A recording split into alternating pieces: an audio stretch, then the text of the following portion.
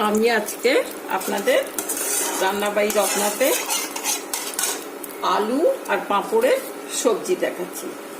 এই পাঁপড়গুলোকে আগে ভেজে নেব।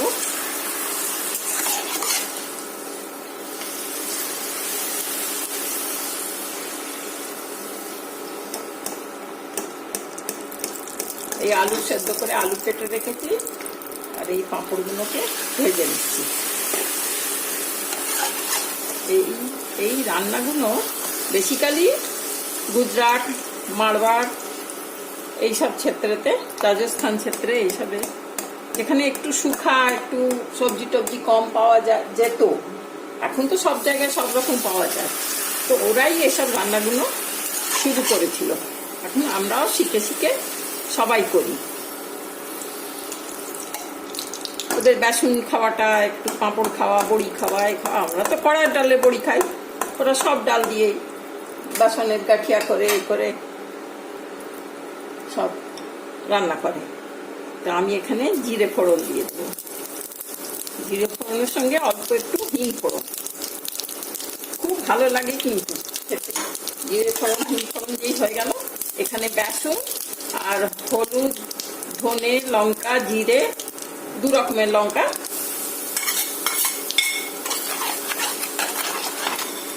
আর একটু বেসন দিয়ে এটাকে মিক্সড করে নিলাম, ভেজে নিলাম।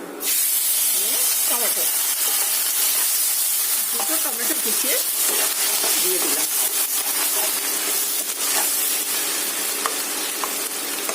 এরপর আমি আলুটা দিয়ে দিচ্ছি। আলুটা সেদ্ধ করে টুকরো টুকরো করে রেখেছি।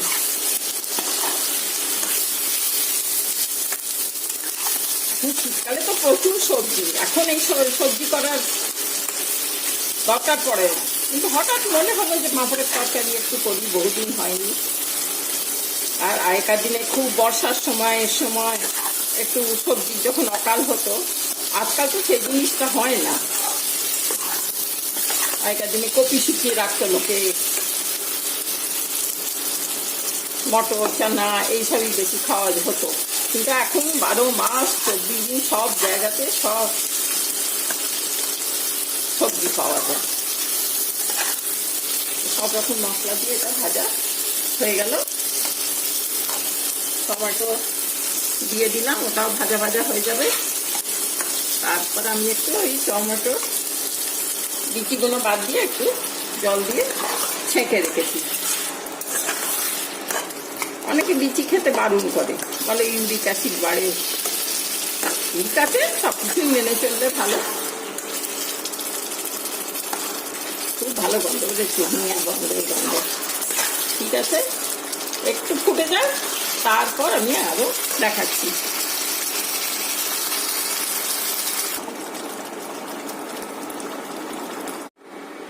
এই যে পাঁপড়গুলো আপনাদের সামনে যেগুলো ভাজলাম, সেগুলো গুঁড়িয়ে আমি দিয়ে দিয়েছি। আর যারা তেল দিয়ে পাঁপড় খেতে অভ্যস্ত নয়, অনেকের অ্যাসিডিটি হয়ে যায়, কিছু হয়ে যায়, তো তখন তারা আপনারা এইভাবে সেঁকে নেবেন। এইভাবে পাঁপড়গুলোকে সেঁকে করবেন, অতি চমৎকার হবে। এত ভালো হবে না, সে বলবার কথা না। তো আজকে আমার এখানে ওই তরকারি হচ্ছে, আর এখানে আলু সোয়া করে রেখেছি।